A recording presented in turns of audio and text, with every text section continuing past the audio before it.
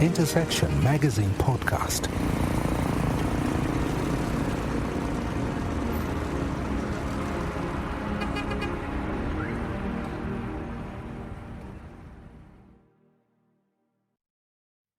Welcome to Intersection Magazine Podcast.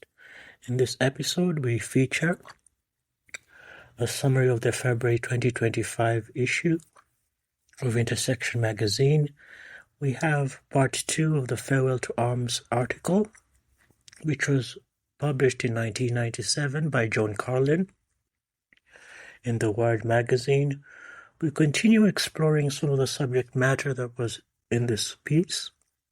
And it's relevant because it has quite a lot of implications in terms of warfare, in terms of cybersecurity and intelligence. Second, we have a piece in which we discuss how decisions are made in terms of which businesses are investment worthy. I'm interested in this particular subject because these ideas are sometimes centered on geography and regions. In my view, how you invest in a business in Uganda is not the same way as you would invest in a business in, say, the US or South America, or India for that matter, even if the fundamentals in terms of finance are pretty much the same. Finally, we have our Q&A with Ivan Karugaba of Microfuse Technologies. Microfuse Technologies is in the hardware space, and incidentally, we also had a conversation with Ivan Karugaba on our podcast. You're free to check that out probably about 2 weeks ago, so I encourage you to listen to that as well.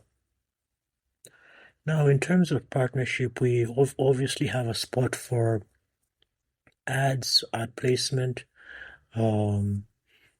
different slots that you can purchase from us.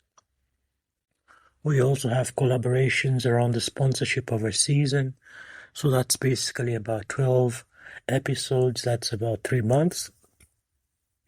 What's in it for you? Well, you can find a theme that captures what you do in the industry, and then have a sponsorship around that theme, which allows you to get a lot more coverage and establish yourself as an authority, and your company as an authority in this particular area.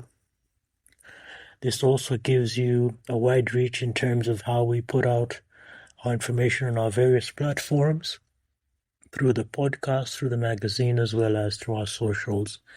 So we encourage you to collaborate with us on this. Once again, thank you for listening, thank you for subscribing, and we hope you enjoy this episode.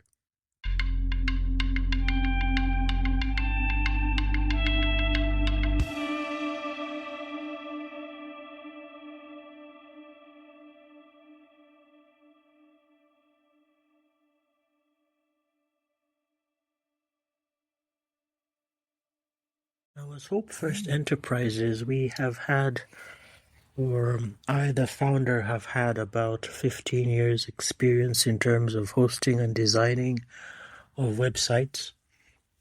What I normally do is we have the ability to design simple websites with very little technical knowledge. These are what they call what you see is what you get websites, and there are different tools that you can use for this purpose. Then, of course, you have content management systems, which are also a little bit simpler. And then if you want to get technical, then there's the option of using hypertext markup language, HTML, as well as cascading style sheets and JavaScript. We have some notes on helping you get those skills as well. Now, additionally, we don't think it's enough to know how to design. We think that you should also take on the hosting option. So what we do is we connect you with different platforms that help you host your site. Or if you need to do that on your own, we can help you learn that as well.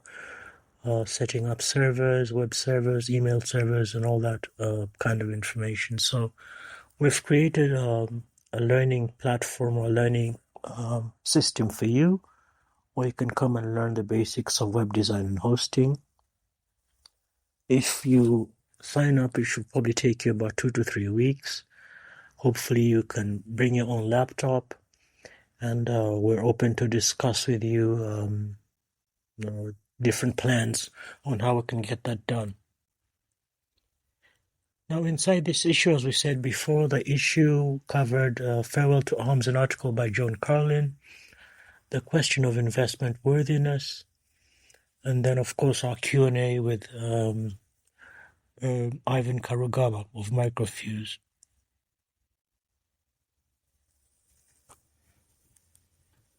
Now, there was an interesting discussion in this particular book or the article, and they reference quite a lot of media that was existing in that day. So that's pretty much what this second part of Farewell to Arms covers. It covers the importance of intelligence, how the stock market is affected by, for example, power, and how different scenarios were looked at by people in Washington about what would happen if a certain attack was carried out on the grid, which is what we covered when we shared with you a piece or a film by featuring Bruce Willis, which was pretty much talking about what they called a fire sale. And a fire sale is a multi-pronged attack that takes place on water, power, traffic lights, everything combined together, and how most governments are ill-equipped to deal with this. And then, of course, the banking system. And so I suppose the author was trying to get his audience prepared for a scenario where war was going to take on a completely different methods or different means in terms of not just covering standard military tools, but as well as going after information and using software as a primary tool for the attack of that information.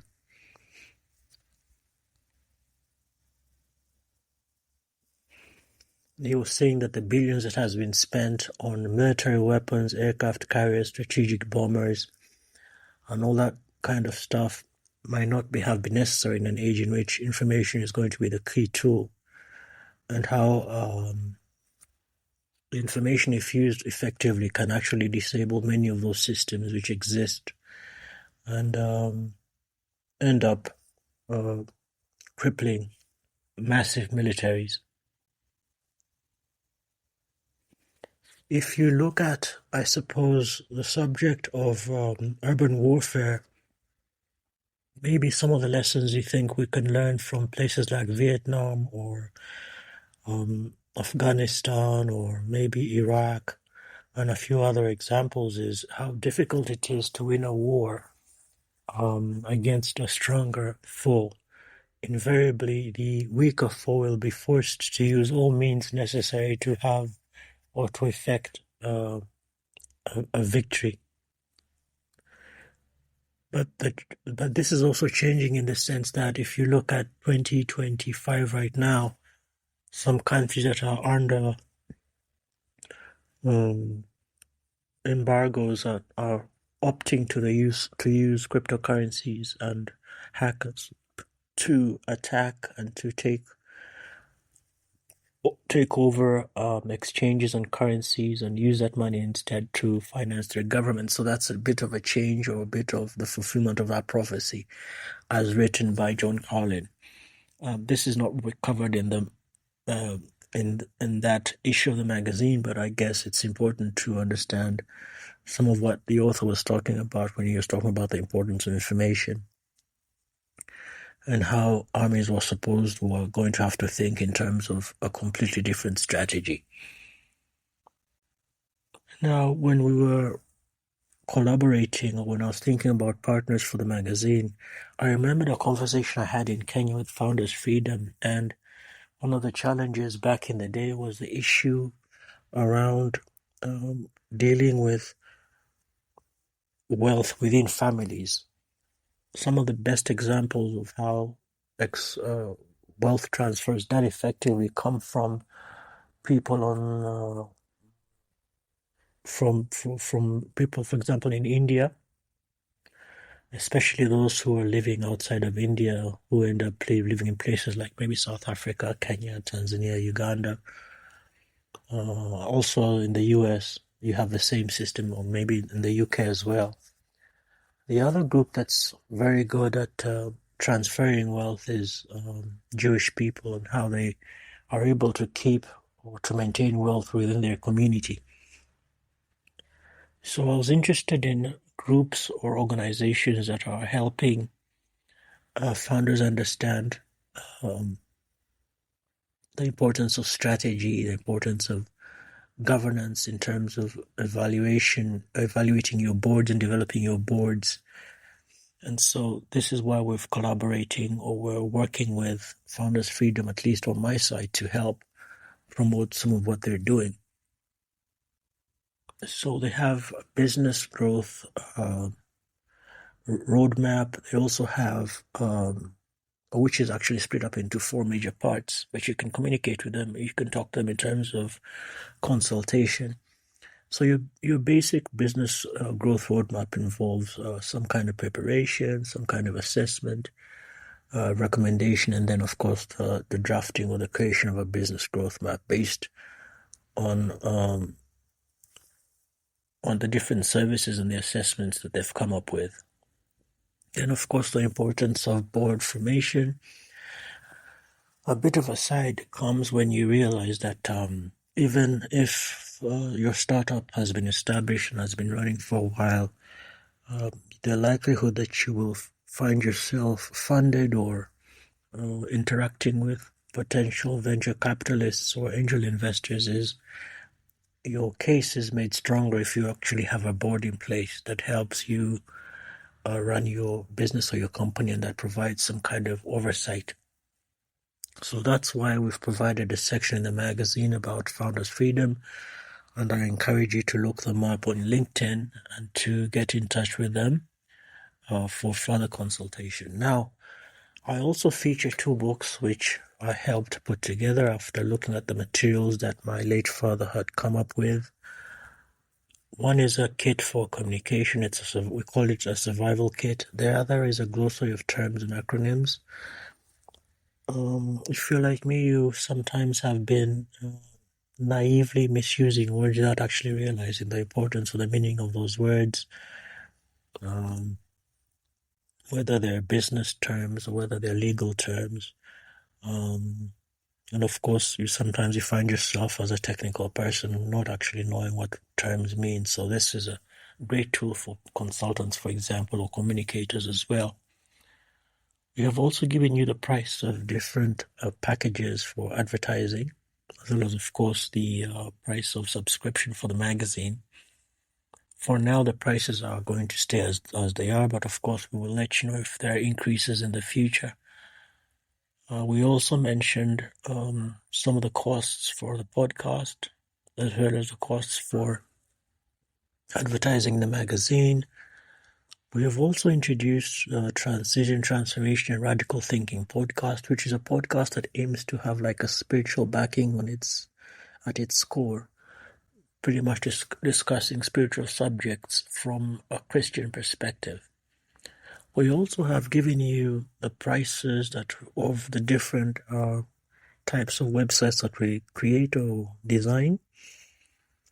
And the idea is to just give you a rough idea, a ballpark figure in terms of what our costs are, whether you're designing or whether we're designing for you a simple page, a complex page, or maybe an e-commerce site, which are usually quite complex sites. In terms of philosophy or how we approach our work, normally we have a discussion phase. This is basically talking about the site, trying to identify the mission, the vision, the scope of the work, maybe color preferences, the logos, how much information already exists, what kind of information is the designer going to have to come up with. And then we go from discussion to design phase, where we actually start putting some designs together. Maybe what the professionals call wireframes.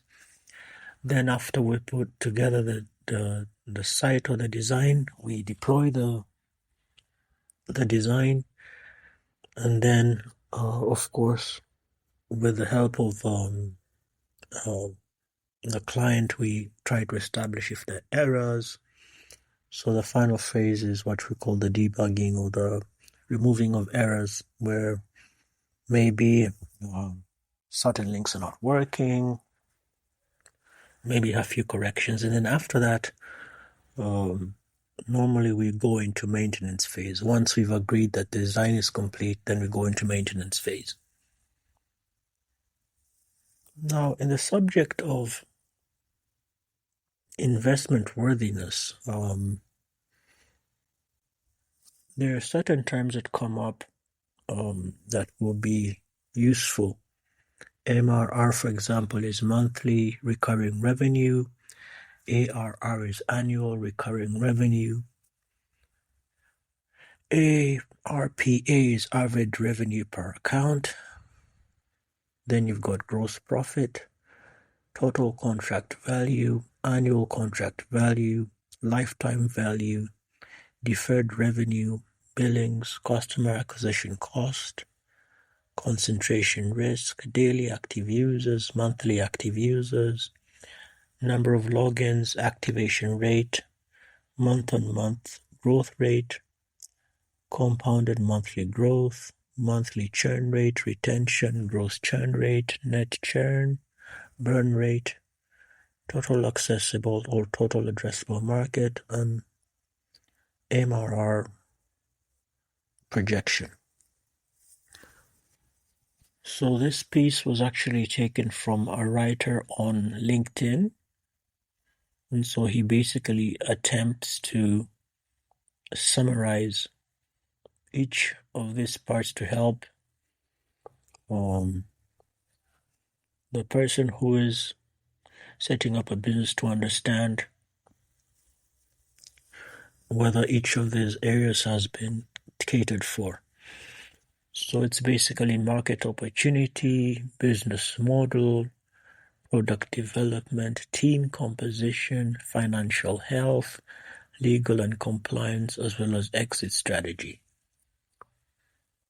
So of course, we've expanded on each of these areas for those of you who would like to get the magazine to get a little bit more in-depth knowledge to understand these terms, as well as to see if you qualify. So there are some opportunities that have come up that I've made use of to try and introduce local founders to potential funding opportunities. So what I normally do is I give them the 7 points and request them to prepare answers for each of those 7 points, whether that means your legal and compliance, which is basically is broken down to intellectual property, or existence of patents and trademarks, regulatory compliance, industry standards, terms and agreements and contracts, agreements, and all sorts of things of that nature. So that's just legal and compliance. Now, for example, if you are building a startup and it shows you have a well-established team and you've got roles that are well-defined, this gives you a greater chance of being investment worthy than when you've just kind of selected a team that doesn't quite make sense. Now, in terms of coverage of what we normally feature in, because we mentioned before that we normally have a section where we have a movie or film of choice. We have a section in which, naturally, I wanted to talk about the importance of leadership. So this kind of loosely covers the broader themes we had in the month of February. I think I've covered House of Cards before, but this was really interesting in terms of the impact of leadership on the whole atmosphere of a country and of a government, which I think House of Cards goes, the writers of House of Cards just went all the way in terms of trying to understand and describe how things can go wrong and how with leadership in the wrong place you can ruin so much. So you might enjoy reading that, of course, as well as watching the series and just digesting or trying to come up with ideas of your own in terms of do's and don'ts for leadership. Now, for the book recommendation, we're featuring a book on investment facilitation by Farouk Hailan. He's a Ghanaian who has established himself as a prominent voice in the Middle East and Northern Africa, the investment space, and a few of us had the privilege of being the first cohort in his leadership School of African Greatness. That was about 3 months ago. So there are about 6 books which we've received, some of which I will cover briefly. Some of the major ideas that he tackled in investment worthiness or investment facilitation, he says it's not just about attracting capital, but it's about ensuring that investments are implemented efficiently, creating value on both sides, both the investors and the host country, and that the success of any investment projects depends on how this facilitation process is managed. So he basically takes you in depth into what are those single components that are important to create or to facilitate healthy investments. We also have the last 4 months. Just to give you a rough idea, in November of 2024, we talked about VC, establishing on VC fund. This was from NFX. We talked about the weaponization of information. We eulogized Ratan Tata of the Tata Group. We also went into establishing an effective board. That's in the month after that. We talked about startup metrics. This was the issue in which we started explaining some of the complex terms that existed in the startup space. We began a farewell to arms. We featured a piece by Shunyata of Bicycle Capital on growth stage investments in Latin America. We had a conversation with a leading voice in virtual technology solutions from Tanzania, Latif Mkwawa. And then we also summarized some of our thoughts on the US election as described by a fintech. So this, I think, was interesting for us because the fintech was not only just giving you access to different funding tools or different money-making mechanisms and allowing you to invest, but also giving you a bit of guidance in terms of what to look out for an election that on that scale of election for a country that's at the center of the political stage and that affects nations. For our favorite tools section, it was basically a system design cheat sheet by Manyak Ahuja, an Asian, on Twitter. Networking, storage, compute, communication, architectural patterns, security, scalability, and reliability, and observability. So this was a really useful visual aid for those who are in the system design space. Our conversation with Ivan Kurogawa was also useful in terms of giving us some of his history interestingly, of course, is the importance of the foundation that was established for him as a young student or as a young person, tinkering with technology and then moving on to the deepening of this passion as a mechanical engineer, and later on pursuing a Master of Science in Technology.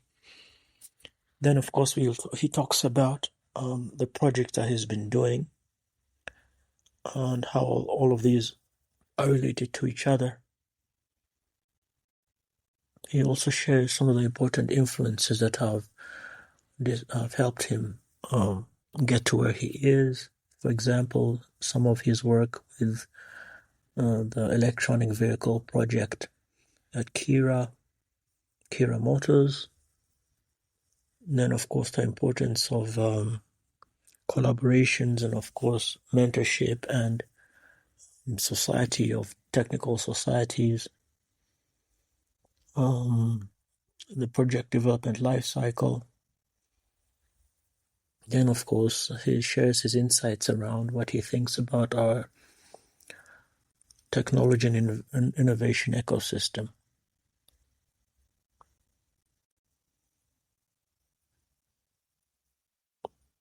I also share some micro poetry. This is an area I've been exploring in the last few pieces of the magazine, which I think you will enjoy. And finally, share some tips about, for those of you that are in the baking space,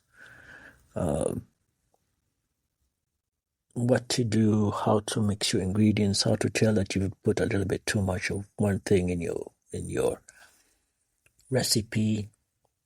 I found these useful tools on Meta or on Facebook, as I used to call it, so you might appreciate that.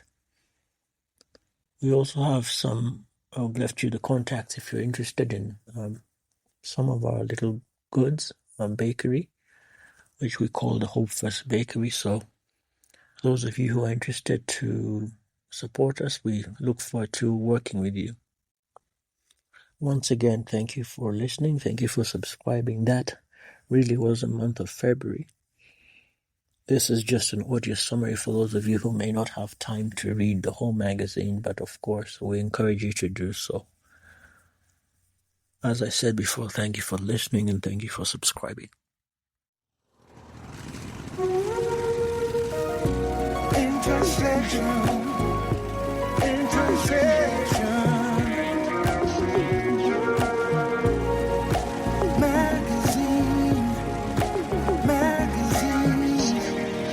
Intersection Magazine Podcast.